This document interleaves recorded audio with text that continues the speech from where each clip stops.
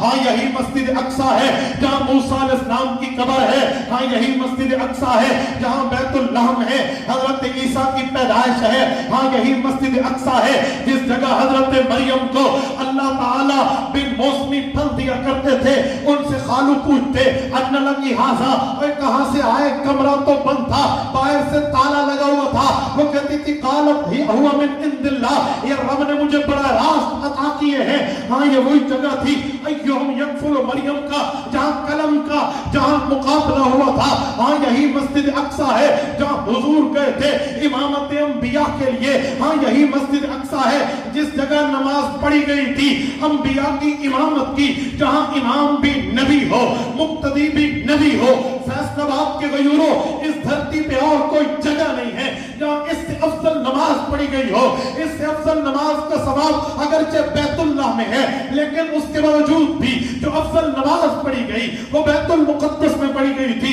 امام بھی نبی ہے, مقتدی بھی نبی ہے, یہاں اور کوئی نہیں ہے. یہ مسجد اقصی کی جگہ تھی جہاں تمام انبیاء کو حضور پاک نے خطاب کیا تھا. ہاں یہی مسجد اقصی تھی جہاں رسول اللہ کے سر اقدس پہ امامت انبیاء کا تاج سجا تھا. میرے دوستو, یہ مسجد اقصی وہ ہے جس کو قرآن کہتا ہے الذی بارکنا حولہ, اس کے ارد گرد ہم نے برکتیں رکھی ہے.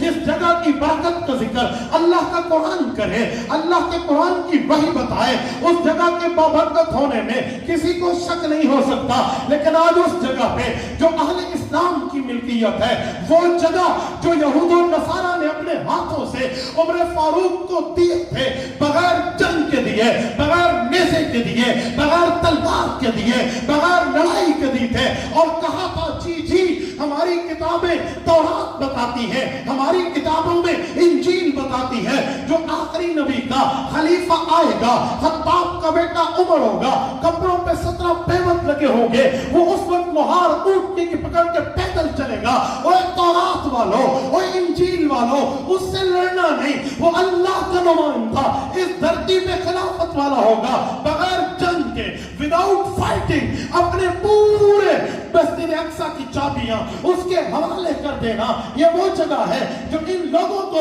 اس وقت سے ملی ہے. اس پر کافر کا حق نہیں ہے, بنی اسرائیل کا حق نہیں ہے, اسرائیل کا حق نہیں ہے, یہود و نصارہ کا حق نہیں ہے, یہ اہل اسلام کا حق ہے. یہ قبلہ اول ہماری جگہ ہے.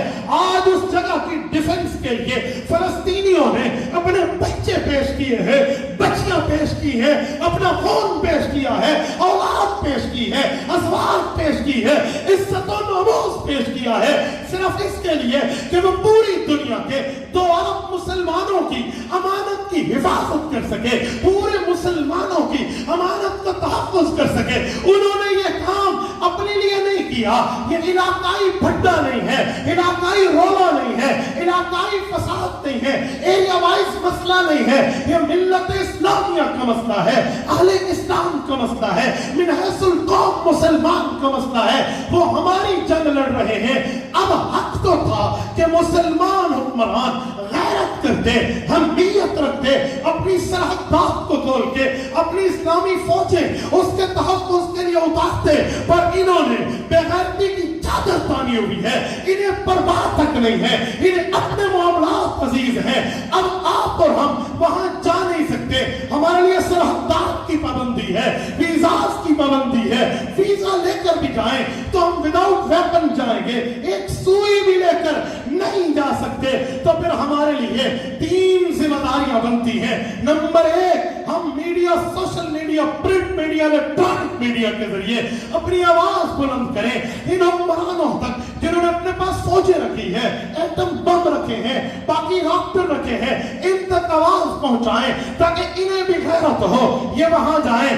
دوسرا کام یہ ہے کہ اور نہیں جا سکتے تو ایک جہاد میں شامل ہو جائیے کہ میں مر جاؤں گا, اسرائیلی مصنوعات نہیں خریدوں گا, چاہے وہ سیریلیک میں ہے, میرے بچے کو ڈاکٹر لکھ دے گا, میں پھر بھی نہیں خریدوں گا. آج ڈاکٹرز بھی یہ اسرائیلی چیزیں لکھ کے دے رہے ہیں. میں نے اپنے ہاں ڈاکٹر سے بھی کہا ہے کہ شرم کرنی چاہیے. اس کا انٹرنیٹ موجود ہے, متبادل موجود ہے, لیکن تم لوگوں نے پھر بھی اسرائیلی چیزیں لکھ لی ہیں اور تم نے ان سے کمیشن طے کی ہے, اور لعنت ہے اس کمیشن پہ, اور لعنت ہے اس پیسے پہ جو فلسطینیوں کے خون پہ مجھے ملے. مجھے علامہ اقبال کا شعر دیکھنا چاہیے, اے طائر لاہوتی اس رزق سے موت اچھی جس رزق سے آتی ہو پرواز پہ کوتا. دوسرا کام اور تیسرا کام, جہاں دعا کے لیے ہاتھ اٹھے تو ان کے لیے بھی اٹھے.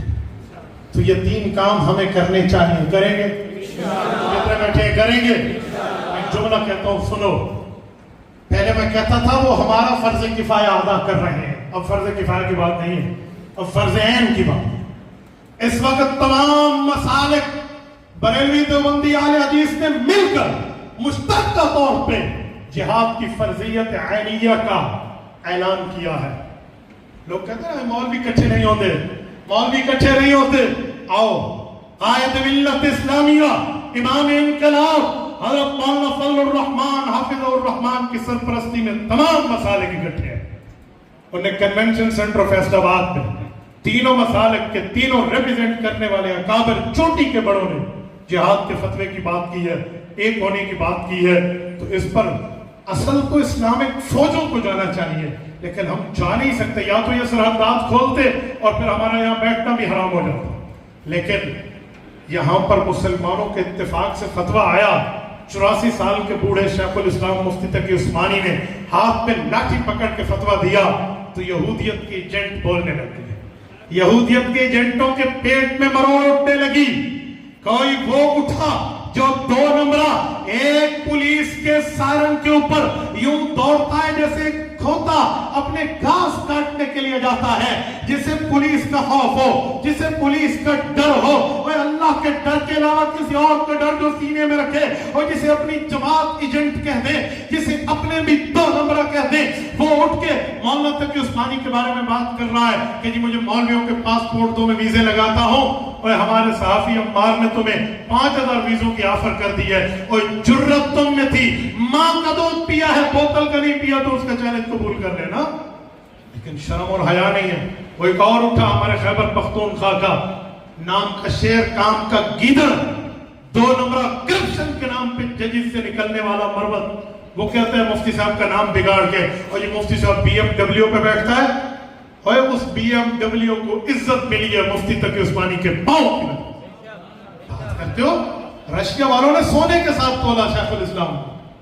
مسلمانوں کا اس وقت دھرتی کا اعلیٰ ترین شخص ہے, اس پر یہ جملہ, اور ہمارے خون سے اس کا پسینہ افضل, دنیا میں لاکھوں علماء اس کے شاگرد, اس پر ایسا جملہ.